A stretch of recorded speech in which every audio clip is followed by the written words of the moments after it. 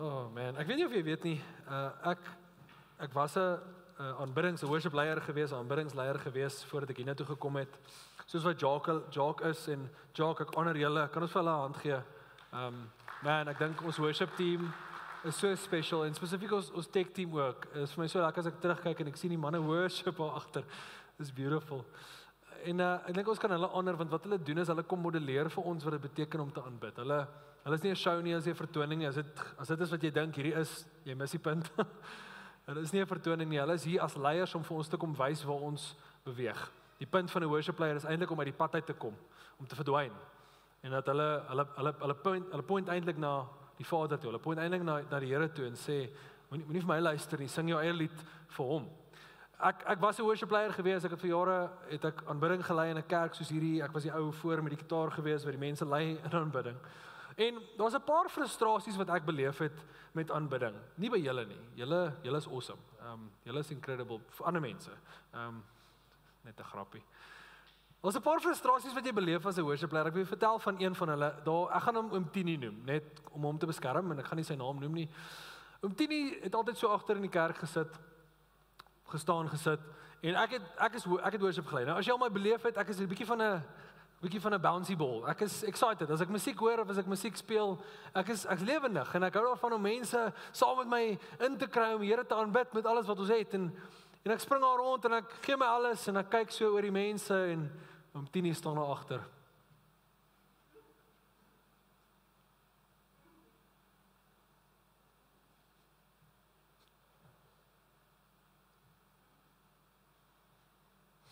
Die man worship nie. En ek's frustreerd en ek like 'n challenge. So ek kyk vir Oom Tini en ek sê, vir jou sal ek 'n worshipper maak, oom. En my mission word om vir Oom Tini te kry om te aanbid. Verkeerde mission vir 'n worship leier. Jou mission moet altyd wees om vir Christus prys te gee, maar iets in my hart sê, ek sal die een wees wat jou draai. Ek sal die een wees wat jou kry. Jy gaan nog worship, my maat. Jy gaan hier voor op jou knieë staan. Jy gaan die Here worship soos jy nog nooit het nie. En elke week nou sing ek, come on and praise the Lord with me. En ek sing vir Oom Tini en ek sê, kom worship. Niks. Staan nou. Dis hemel hierbo, lyk soos hel daar agter.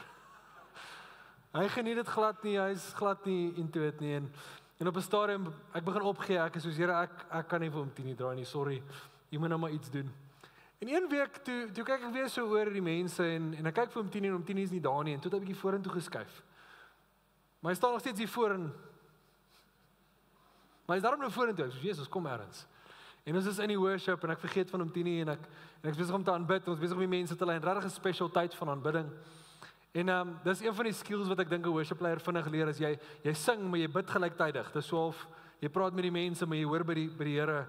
Dis hierdie konstante ding. En ek is besig om met die Here te praat, en ek kyk so oor die mense, ek is so besig om te multitask, en ek kom by Oom Tini, en Oom Tini staan daar, frons op sy gesig, hande gevou, met trane wat loop oor sy wange. Wat hy die heerlikheid van die Here beleef in daai oomblik. Dit was nie ek nie, dit was nie die worship, dit was nie die musiek nie, die Heilige Gees van God het oor hom gekom, en om ietsie kom wys van aanbidding, en ek besef, aanbidding is nie iets wat ons buite doen nie, dis nie iets wat ons bring vir die Here nie, dis nie 'n show wat ons opsit nie, dis nie jy wat op 'n Sondag kom en sê, in die 20 minute tot 'n halfuur, wat hierdie ouens hier voor staan en gitaar speel, dan gaan ek worship nie, dis nie wat dit is nie, dis nie iets wat ons bring nie, dis iets wat, ek weet wat ons so mooi laasweek gehad, dis iets waarop ons respond. Dis iets wat ons beleef van God, en is net die natuurlike uitvloeiing van wie hy is vir my.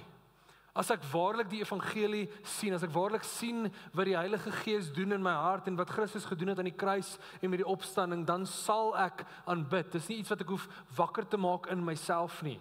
Dis wanneer ek kyk na hom, dan sal worship gebeur. Dis wat ons laasweek gesien het. Ons het gesê, worship is 'n respons op sy glorie.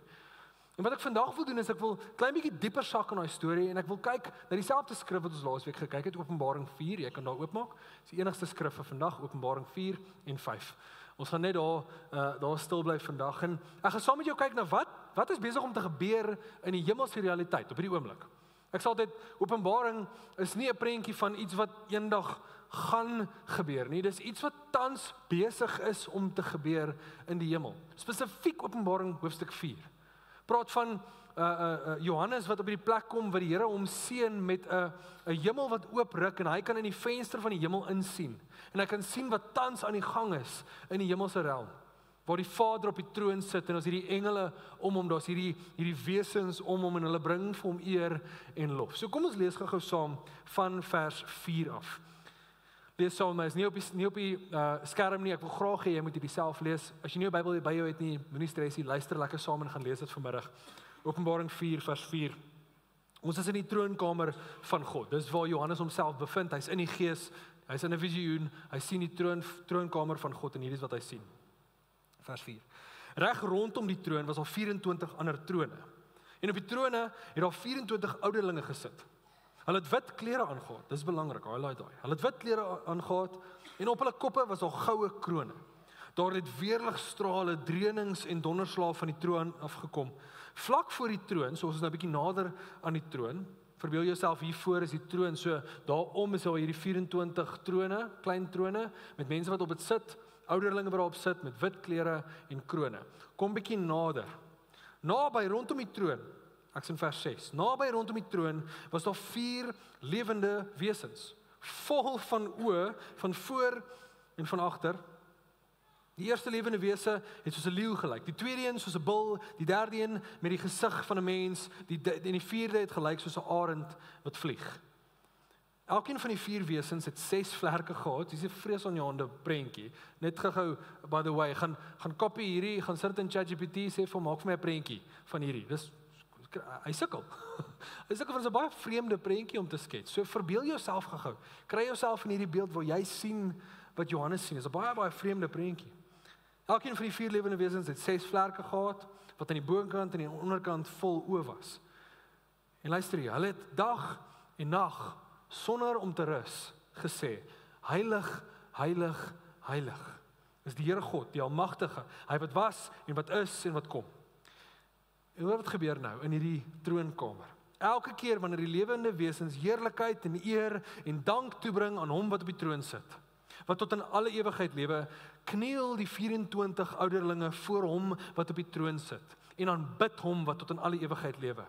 Hulle sit dan hulle krone voor die troon neer en sê: Here ons God, U is waardig, U is waardig. Baie belangrik. U is waardig om die heerlikheid en die eer en die mag te ontvang omdat U alles geskep het. Deur U wil het alles ontstaan en is dit geskep. Kan jy die prentjie sien saam met my? Is jy saam met my in die troonkamer waar hierdie donderweer afspeel? Daar's hierdie ongelooflike groot troonkamer en die Vader sit op die troon en daar's hierdie wesens om hom wat konstant aanbid en soos wat hierdie wesens hom aanbid, is daar hierdie ouderlinge wat om hulle staan en saam met hulle kom val voor die troon. Hulle wonder nie daaroor nie, hulle dink nie daaroor nie, hulle hoef nie te bepeins daaroor nie, hulle val voor hom neer en hulle aanbid en hulle sê: Heilig, heilig, heilig. Nou, die oomblik as ons oor Openbaring begin praat, nê? Dan kan ek sien, almal se koppe gaan so. En ons meer vrae as wat daar antwoorde is, nê? Ek het jou net 'n baie snaakse prentjie gegee, of nie snaaks nie, maar baie interessante prentjie gegee. En elke greintjie van wie ons is, wil 'n betekenis gee aan elke ding wat ons sien, nê? Ek bedoel, dis waar meeste van die konflik voel het vir my in die kerk. Dis either ons praat oor, ons fight oor of ons in tale moet bid of nie, of ons fight oor Openbaring. Is ek reg? Jy het 10 in 'n paar Facebook posts al gesien wat jy dink, dis weird. En dan is dis 10 in Openbaring of die eindtyd. Is ek reg? Is dit net ek wat daai goeters kry? Daai prentjies, hy so oversaturated van die oranje wolke met die engel wat so staan, so wit geklee. Ons het nog net ek dit gesien. Ons baie kontroversie oor hierdie skrifte. Ons baie vrae oor hierdie skrifte. Wat ek vandag wil doen is ek gaan jou met nog vrae los. Jammer, ek gaan nie vir jou al die antwoorde gee nie, want ek het nie al die antwoorde nie. En ek wil vir jou sê dat niemand het nie. Dink die grootste fout wat ons maak as ons kom by die boek van Openbaring is om te probeer betekenis heg aan elke ding wat ons sien. Nou, ek wil ook sê dat dit nie verkeerd is om daai goeters te vra nie. Ek dink ook kom 'n punt in jou lewe in jou pad met Christus wat jy begin nuuskierig raak oor hierdie. Daar gaan dalk 'n oomblik kom in jou lewe waar jy met die Vader wil praat oor: Here, maar wat beteken dit dat hy gelyk het soos 'n leeu? Wat is die simboliek agter dit? En daar's klomp teorieë, alhoewel baie van die teoloë nie saamstem oor dit nie. Hulle praat oor die 4 lewende wesens en hulle reg betekenis daarin. Hulle sê die leeu praat van die autoriteit. As jy die simboliek van 'n leeu gebruik, dan kom jy altyd by die leeu van Juda, Christus, wat oorwin het oor die dood, wat in autoriteit staan oor die heelal, en as die lewende wese 'n gesig het soos 'n leeu, dan praat dit van ons aanbidding moet iets wees van autoriteit. Ons kan kom met die oorwinning van Christus en na die troon toe kom met vrymoedigheid omdat Christus oorwin het. As ons praat van die os is 'n diensbare dier. Hy doen werk. Hy doen harde werk. En as ons praat van die lewende wese wat lyk soos 'n os, kan ons praat oor hoe worship moet diensbaar wees. Dit moet ietsie kos. Dis nie net kumbaya, Here, kom help my met al my probleme nie. Dis nee, Here, ek bring iets vir jou. Ek kom dien jou, ek kom werk vir jou, want jy's waardig. Die wese met 'n gesig soos die mens praat van 'n stuk intimiteit tussen die Vader. Want die Vader het 'n gesig en die wese het 'n gesig en is hierdie aangesig tot aangesig ontmoeting tussen die Skepper en die skepsel. Dit praat van intimiteit tussen jou en die Vader. Dis een van die teorieë. En laastens, ons kan kyk na die arend en jy kan sê die arend in die Bybel, as jy kyk na die simbool van die arend, praat dit van profesie. Dit praat van perspektief, om bo alles anders te kom en om uit te kyk oor die wêreld en om perspektief te kry, God se perspektief te kry. En dit praat van ons aanbidding wat moet uitsak uit ons huidige spasie uit en na sy spasie te beweeg, wat ons sy visie en sy droom sien. En uit dit uit aanbid ons. Ons kan daar gaan en ek kan vir jou vir ure besig hou. Julle is reg om tot 1 uur te sit, nê? Nee, okay. Het enigiemand 'n skaapbout of iets in die oond? Okay. Het jy Elena? Kyk, ek sal vinnig preek. Dis 'n plesier. Ja, ek sal my nooit vergewe nie. Ek kan jou ure besig hou met die simboliek agter hierdie. Hier is die punt wat ek wil maak. Ek dink nie dit is wat Johannes probeer doen hier nie. Ek dink nie hy probeer vir ons sê, gaan nou en gaan vind uit al hierdie vreemde goed wat ek gesien het nie. Gaan vind uit die detail van wat ek bedoel het nie. Kom ek gebruik 'n ander voorbeeld. As jy gaan na Genesis toe, Genesis 1. Baie mense gaan na Genesis 1 toe en hulle gaan vra die vraag, hoe het God die aarde geskep? Ek wil terugkom na jou toe en sê, dis nie wat dit probeer sê nie. Genesis probeer nie vir ons sê hoe God geskep het nie, dit probeer vir ons sê dat God geskep het. Dit probeer sê dat hy geskep het. En ons kan probeer gaan organiseer en ons kan begin vra, is dit regte mense, is dit net 'n beeld van die mens? En ek dink die antwoord is ja, wat ook al. Dis nie wat hy probeer sê nie, dis soos ons wat Frankryk toe gaan en vra vir 'n boereworsrol. Jy gaan dit nie kry nie. Dis dieselfde met die Bybel, ons gaan baie keer na die Bybel toe met ons agenda en ons vra en ons moderne manier van kennis uitput. En is nie wat die woord probeer sê nie. So ek gaan nie vandag tyd spandeer aan die identiteit van elke een van die 4 lewende wesens. Wat ek wel wil doen, is ek wil kyk na hulle funksie. Ons gaan nie kyk na wie hulle is nie, ons gaan kyk na wat hulle doen. Wat is hulle rol en wat kan ek en jy leer uit hierdie 4 lewende wesens wat in direkte kontak is met God? Wat is hulle respons en hoe moet ek en jy inklim in dit in? Maak dit sin?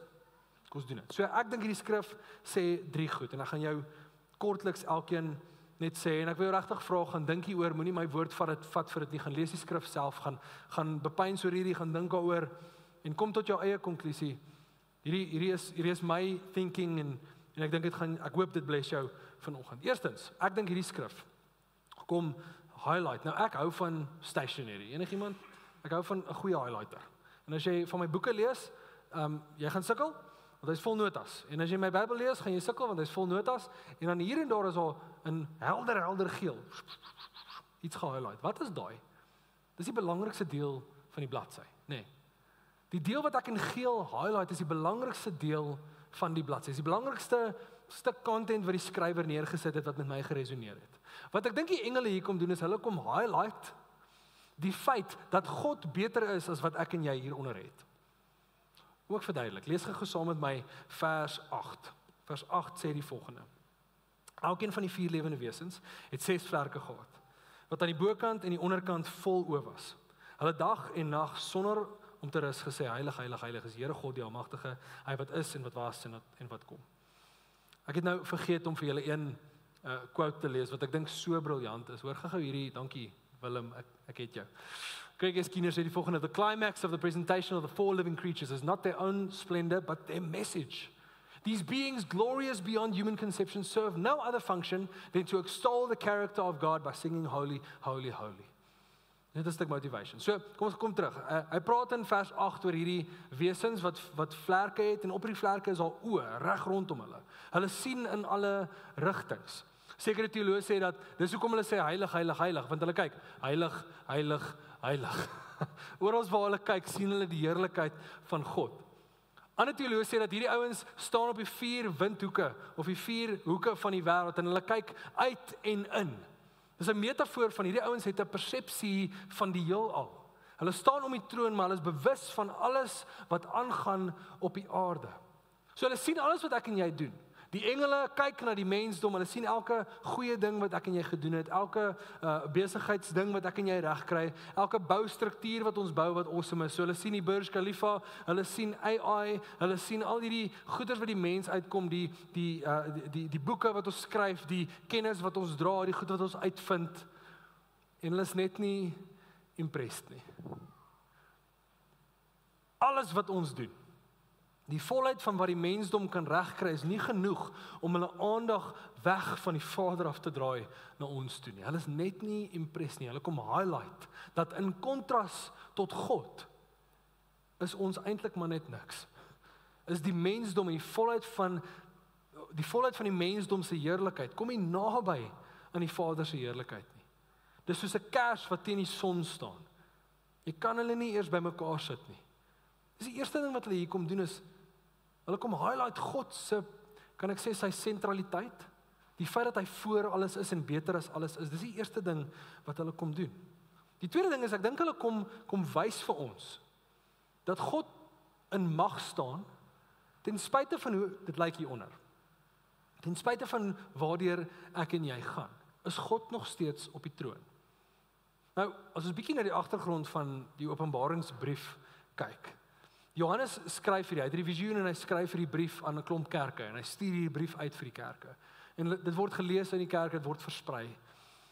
Wat onder die skrif staan wat dalk nie so duidelik is dat hierdie kerke bestaan in die eerste eeu. In die eerste paar jaar na Christus dood is en opgestaan het. En in daai tyd om 'n Christen te wees is nie soos vandag nie. Jy kan nou gou jou foon uithaal en op Facebook sit, ek is 'n Christen, ek volg vir Jesus Christus. En ek sê nee vir al die wêreldse goeders. Jy kan dit doen en jy gaan dalk 'n comment of 2 kry van 'n paar mense af, maar niks gaan met jou gebeur nie. Niemand gaan by jou huis opdaag nie, niemand gaan jou vervolg nie, niemand gaan jou polisiestasie toe sleep nie. Jy's vry om 'n Christen te wees in Suid-Afrika. In die tyd wat hierdie brief geskryf is, was dit nie waar nie. Nee, inteendeel, dit was eintlik 'n baie klein geloof gewees. 'n Klein Joodse sekte wat ontstaan het uit 11 ouens. Wat begin momentum optel het op 'n baie vreemde manier eintlik. Dink daaraan, sit jouself gou in die skoene van 'n persoon wat geleef het in die tyd wat Jesus gekruisig is en opgestaan het. Imagine jou gou. Jy stap om die blok en jy hoor hoe iemand praat. Het jy gehoor wat laasweek gebeur het? Ja, Jesus, hulle het hom gekruisig. Maar ek het gister met hom gepraat. Hy's nie dood nie. Groot stelling om te maak. Jy gaan soos 'n mal mens klink. Jesus gaan dood, hy verskyn aan nie skare en skare mense nie. Die Bybel sê die meeste wat op een slag verskyn het was 500 mense saam gewees. Dit is nie massiewe baie mense nie. Ek bedoel as jy ons dagtotaal op 'n Sondag, ons 2 oggenddienste en ons aanddiens en ons kids bymekaar, dan kom jy so net onder 500 mense. Maar ons almal beleef vir Jesus hierso. Niemand anders in die wêreld weet dat hy lewe nie. Ons gaan uit ons werksplek en hy sê ek het gister met Jesus gepraat. Man, ons sal vervolg word. Dit sal nie so maklik wees soos wat ek en jy dit vandag het nie. Christendom is gebore as 'n Joodse sekte van mense wat sê dat 'n vermoorde Jood hulle koning is. So hulle is vervolg, hulle is in die Kolosseums gegooi, hulle is toegesluit, hulle is vermoor vir hulle geloof. En Johannes het hierdie visioen en hy skryf nie die volgende vir die kerk nie. Hy skryf nie vir hulle en sê, "Hey julle, ek weet dit is moeilik, come on boetjies, we can do it." Hy sê nie vir hulle, ek weet waar julle gaan, staan vas, Jesus is op pad nie. Dis dalk die metanarratief van die skrif, maar dis nie wat hy direk sê nie, Nee, hy sê Christus is op die troon. God is op die troon van die heelal. Ek weet dit lyk moeilik hieronder, maar as jy net kon sien wat ek gesien het op die oomblik besig is in die hemel. God heers. Hy's in beheer van die heelal. Die wesens staan op hom en hulle is nie bekommerd oor wat aangaan met sy mense nie. Want God heers, hy is op die troon. Hy is die prioriteit. Kom ek maak hierdie gehou, kom ek bring dit huis toe vir ons. Ons het 'n paar jaar terug vriende gehelp deur 'n stuk trauma. Ons seentjie Ezra is gebore en 3 maande later is hierdie vriende van ons se seentjie gebore en 6 weke later is hy oorlede aan 'n longkondisie, 'n genetiese kondisie wat gemaak het dat hy nie kon effektief asemhaal nie. 6 weke oue babietjie oorlede. Hulle roep my die dag wat die masjiene sou afsit en ek is in die NICU saam met hulle, ek bid saam met Leon. Nou voor hierdie is ons besig om te bid as gemeente. Ons het die mense gegather, ons het na die hospitaal toe gegaan 'n paar keer, ons het daar gebid vir hulle. Ons het hulle uitgesonder in dienste. Ons het vir hulle gebid. Ons het gesê, Here, U kan hierdie doen. U kan genesing bring, U kan hierdie herstel. U kan dit doen, Vader. Ons vertrou in U. U is sterk genoeg. Ons weet U kan hierdie doen en toe doen God dit nie. Want ek staan in die queue en ek bid weer vir die laaste keer. Ek sê, Vader, ek weet U kan hierdie doen. Ek weet U het die mag en die autoriteit om hierdie seun se longe te kom regmaak in hierdie oomblik. En ek het geloof, Vader, dat U dit gaan doen. En 'n paar ure later is klein Leantjie oorlede. Hulle gaan huis toe en ek en my vrou sê ons sal die begrafnisreëlings vir hulle optel en nadat hulle huis toe is, gaan sit ek in my kar en ek hou my stuurwiel vas en ek sê vir God, Vader, dis nie reg nie. Dis nie reg nie. Dis nie regverdig nie. Geen ouer moet deur hierdie gaan nie. Nou moet jy onthou, ek het 'n 3 maande oue baba by die huis en ek plaas myself in hulle skoene. Ek sê, wat sal ek doen? Hoe sal ek oorleef? En ek sê, Vader, hoe kan U 2 jong ouers deur hierdie sit? Was jy al daar? Het jy al so gevoel teenoor God? Was jy al frustreerd met hom dat jy die stuurwiel vashou en jou kneukels word wit van woede? En ek sit daar en ek sê vir die Here, hier is nie reg nie en hoe kan U hierdie doen? En die volgende woorde kom uit my mond uit en dit kan net die Heilige Gees wees en ek sê, maar Vader, U is God en ek is nie. So ek sal U volg, want U weet wat U doen. Makliker gesê as gedaan, nee. Ek dink die prentjie wat Johannes vir ons kom skilder hierso is 'n God wat in beheer is. Al lyk dit nie so op aarde nie. Al gaan sy kerk deur hel, is hy in beheer van die heelal. Hy sit op die troon, hy is nie geïntimideerd nie. Hy weet wat hy doen, hy het perspektief. Hy het wysheid wat ek en jy nie sien nie en ek wil nie jou pyn kom toesmeer nie, ek wil nie 'n salfie kom opsit wat nie werk nie. Maar ek moet glo dat my God weet wat hy doen. Ek het nie 'n ander opsie nie, het ek. Daar is geen ander een wie ek kan volg nie, daar is geen ander een wat kan skep nie. Ek het geen ander hoop behalwe Christus nie en dis die boodskap wat hy hier bring en ek het soos wat ek voorberei beleef dat daar mense sit met teleurstelling in God. Ek weet daar is, ek hoef eers te wonder nie. Ek weet daar's mense wat teleurgesteld is met wat hy gedoen het of nie gedoen het nie. En my enigste gebed vandag is ek kan nie vir jou kom verduidelik of kom vir jou konteks gee oor hoekom nie, maar ek kan vir jou bid en ek kan vra dat sy Heilige Gees, wat 'n gees van vrede, wat 'n vrede kom gee wat die verstand te bowe gaan, dat hy jou sal kom seën met dit. Dat hy jou sal kom help en vir jou kom wys, ek is nog steeds op die troon. Ek is nog steeds in beheer. Ek weet wat ek doen. En ek sal jou kom verlos. Kyk gou hierdie quote van Gregory Beale. Die volgende sê that the pastoral purpose of this passage is to assure suffering Christians that God and Jesus are sovereign. And that the events that the Christians are facing are a part of a sovereign plan that will culminate in their redemption and the vindication of their faith through the punishment of their persecutors. Dit is wat Johannes kom sê. Hy kom sê ons kan God aanbid want die engele weet hy's in beheer. Dis die tweede ding wat hy kom sê. Derdens, en ek gaan die worship team vra my so lank te join.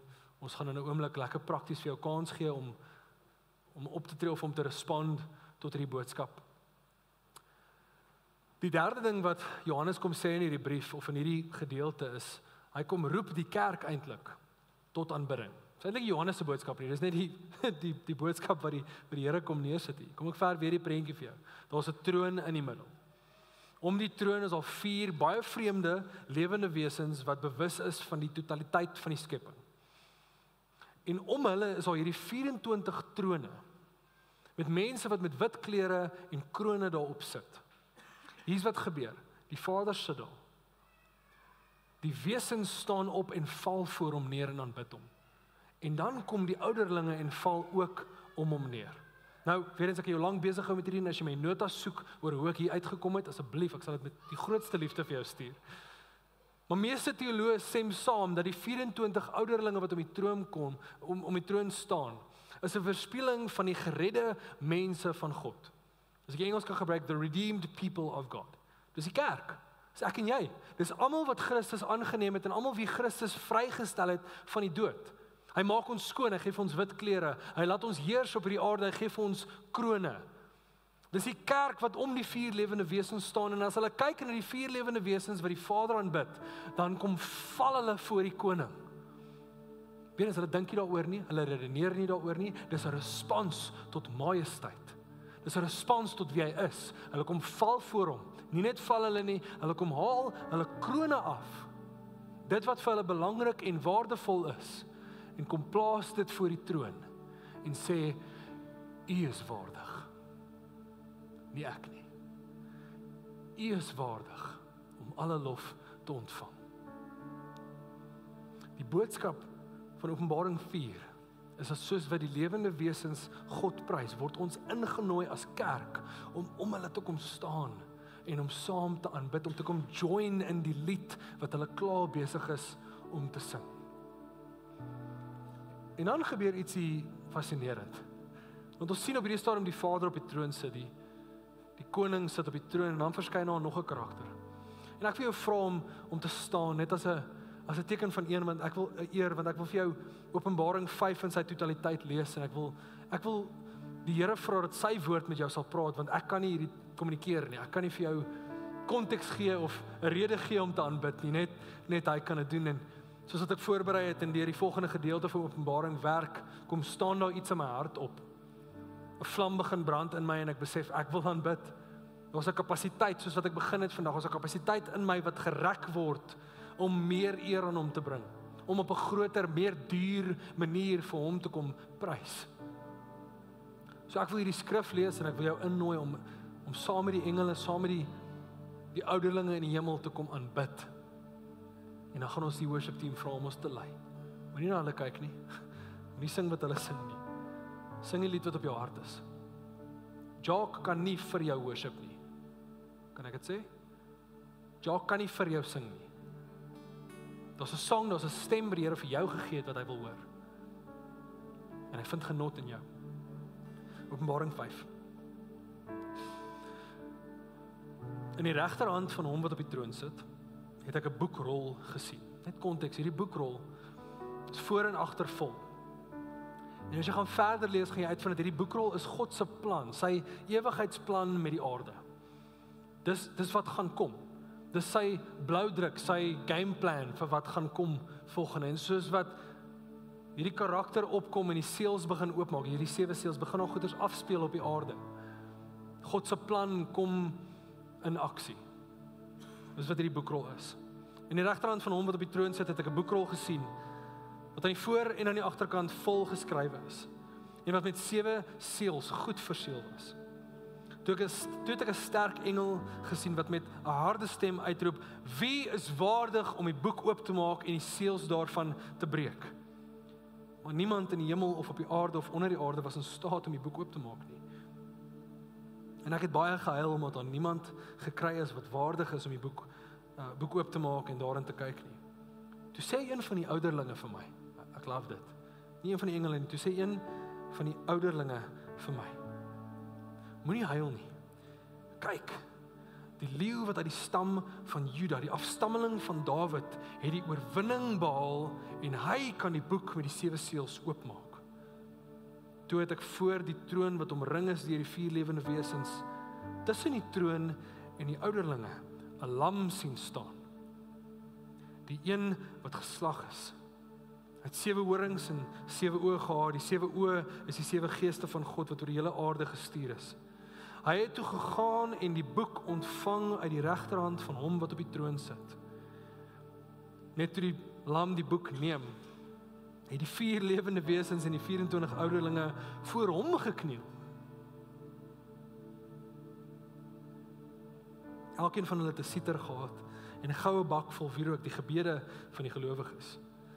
Toe sing hulle 'n nuwe lied. U is waardig om die boek te neem en die seels daarvan oop te maak, omdat u geslag is en met u bloed mense vir God losgekoop het. Uit elke stam en taal en volk en nasie. U het hulle 'n koninkryk en priesters vir ons God gemaak. En hulle sal oor die aarde regeer. Toe het ek rondom die troon en die lewende wesens en die ouderlinge 'n groot menigte engele gesien. Daar was duisende, der duisende, ja miljoene, der miljoene, en hulle het hard uitgeroep, die lam wat geslag is waardig. Die lam wat geslag is waardig om mag en rykdom en wysheid en sterkte en eer en heerlikheid en lof te ontvang. Die hele skepping, alles in die hemel en op die aarde en onder die aarde en op die see, ja alles wat daar is, het ek hoor sê, aan hom wat op die troon sit en aan die lam behoort die lof en die eer en die heerlikheid en die krag tot in alle ewigheid. En die 4 lewende wesens het gesê, Amen. En die ouderlinge het gekniel en God aanbid. My uitnodiging vir jou is om te sien wat in die hemelse realm aan die gang is en om in te slot. Kom lê jou kroon neer. Dit wat belangrik is, kom bring 'n stuk diensbaarheid voor hom. En kom ons aanbid die lam wat waardig is, omdat hy die volle prys betaal het, Jesus Christus. Kan ons dit doen? Amen. Kom ons prys.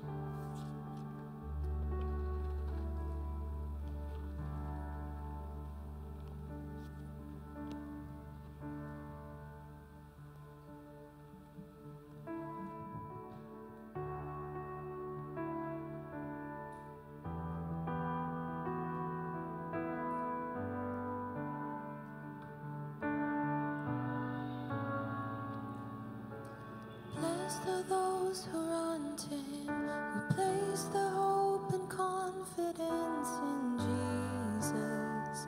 He won't forsake them. Blessed are those who seek his face, who bend their knees and fix their gaze on Jesus. They won't be shaken. Come on and praise the Lord with me. Sing if you love his name. Come on and lift your voice with me. He is worthy of all our praise.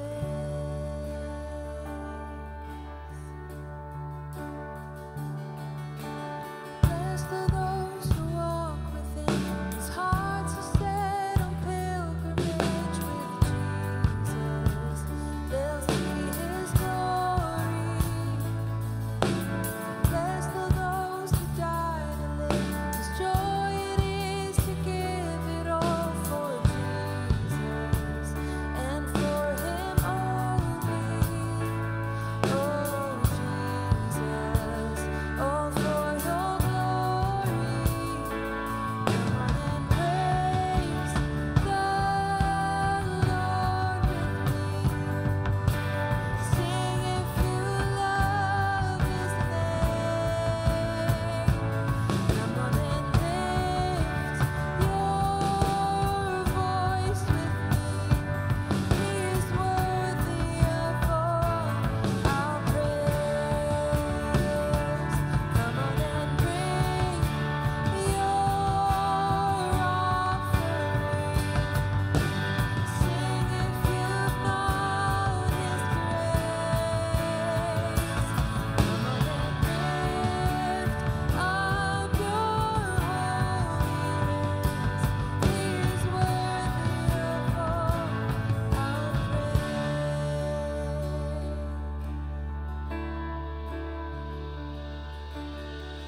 Bless God in the sanctuary. Bless God in the fields of plenty. Bless God in the darkest valley. Every chance I get, I bless your name. Bless God when my hands are empty. Bless God with the praise that costs me. Bless God when nobody's watching. Every chance I get, I bless your name. Bless God when the weapons forming. Bless God when the walls are falling. Bless God as he goes before me. chance I get, I bless your name. Bless God, 'cause he holds the victory.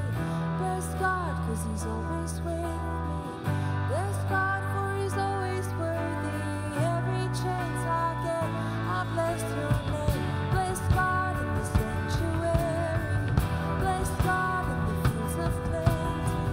Bless God in the darkest valley. Every chance I get, I bless your name. Bless God when my hands are empty. Bless God with the praise that costs me. Bless God when nobody's watching. Every chance I get, I bless your name. Bless God when the weapons forming.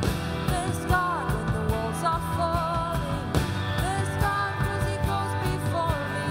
Every chance I get, I bless your name. Bless God when he holds the victory. Bless God 'cause he's always with me. Bless God 'cause he's always worthy. Every chance I get, I bless your name. Every chance I get, I bless your name.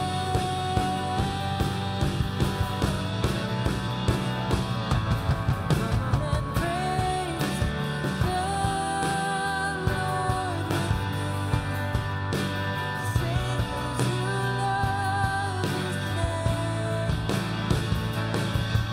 And lift your voice with me. He is worthy of all our praise. Bring your offering. Come on and bring your offering. Sing if you've known his grace. Come on and lift up your holy hands. He is worthy of all our praise. He is worthy of all our praise.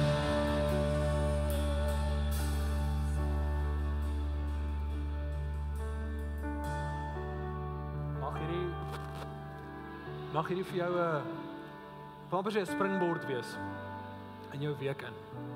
Dat aanbidding nie net iets is wat jy op 'n Sondag kom doen hier nie, maar dat aanbidding iets is wat jy konstant inslaat en wat klaar in die gang is in die hemel. Dat ons sal herinner word dat God op die troon sit. Maak so ek hoe dit lyk hier onder nie. Dat my situasie nie bepaal hoe dit gaan met hom nie. Maar dat ek kan vertrou op hom want hy's God. Kan ek 'n seëngebed net oor jou doen vir hierdie week? Vader, ek wil bid dat U elke persoon in die auditorium seën. Met 'n bewustheid van U heerlikheid, met 'n bewustheid van U heerskappy oor die aarde. Vader, ek wil ook kom bid dat U ons elkeen kom seën met 'n kapasiteit om vir U lof te bring. Nie noodwendig net op 'n Sondag in 'n tyd van aanbidding nie, Vader, maar deur ons lewe. Dat ons lewe, dat alles wat ons doen 'n stuk aanbidding sal word vir wie U is en wat U gedoen het, Here. Dankie dat U waardig is om aanbid te word. En dat as ons intree in aanbidding en dat dit so natuurlik is, Here. Dat ons eers hoef te dink daaraan nie. Dankie dat ons dit kan doen hier ons week, Here. Ek seën elke persoon daarmee. In die naam van Jesus. Amen. Amen. Dankie.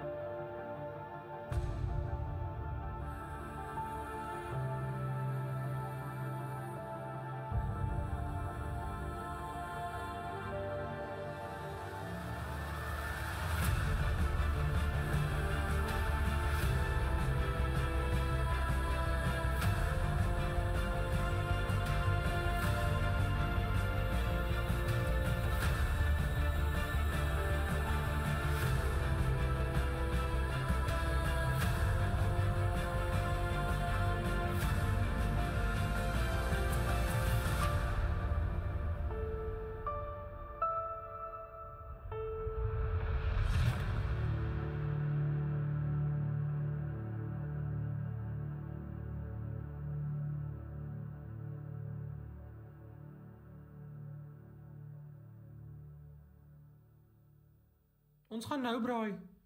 Nee, ons gaan blou braai. Spys en dank gemeentekuier, moenie uitmis nie, koop vandag jou kaartjie. Ons sal seker maak jou kos word perfek gaar gemaak. Vat gou 'n oomblik en kyk wat gaan jy mis as jy nie registreer nie.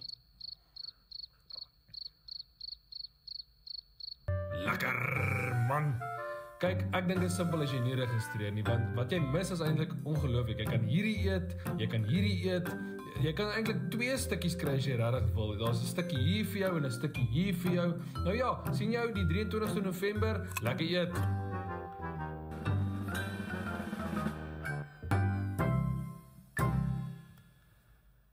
Nou ja, die gemeentekuier is so 23ste November na die tweede diens en ek wil wel vir jou sê, as jy nie vleis eet nie, is jy nog steeds welkom om na die tyd na ons toe kom, ons sal vir jou bid. Spot net asseblief, moenie dat daar enigiets jou weerhou om hierdie dag te join nie. Dit is eintlik ons jaarlikse dankdiens waar ons eintlik reflekteer in 2025 waarvoor is ons dankbaar, maar ook waarvoor ons die Here vertrou in 2026. So asseblief join ons daai dag. Dis baie lekker vir jou, jou familie en jou kinders en enigiemand wat jy mag nooi vir dit. En dan het ons carols aan die einde van hierdie maand. En ek wil jou uitnooi, as jy al by so 'n diens was, weet jy wat om te verwag en net nog beter. Maar as jy nog nie by ons carolsdienste was nie, asseblief save the day. Dit is werklik onmisbaar. Aand van worship en celebration van wie Jesus is en wie hy nog altyd gaan wees. Dan sê ons altyd, God is al lankal besig met 'n mission in hierdie stad en ek wil jou uitnooi om in ritme te klim vir waarmee hy besig is in jou huis, in jou werkplek en in hierdie stad. Jy is welkom om hierdie kode te scan. Dit vat jou na ons Linktree toe waar al ons inligting is van waarmee ons besig is en ook waar jy kaartjies kan kry vir die gemeentekuier. En as jy my nie ken nie, hallo, ek is Corneille. Dit beteken ek ken jou ook dalk nie of jy ken my nie. Ek gaan nie buite wees by die Join the Mission stasie. As jy enige vrae het of as jy enigiets wil weet, sal ek jou daar ontmoet. En as jy introvert is wat nie met ons wil gesels nie, by die deur is wat jy uitloop, kan jy ook so connect met ons kaartjie invul. Introverte, ons het julle. En dan laastens, ons is besig met hierdie 5 gesindhede van gee en ons is besig met die laaste week van gereeld en ek wil vir 'n oomblik vat en net sê dankie. Dankie vir jou wat gereeld gee. Dankie vir jou wat dit deel maak van jou begroting.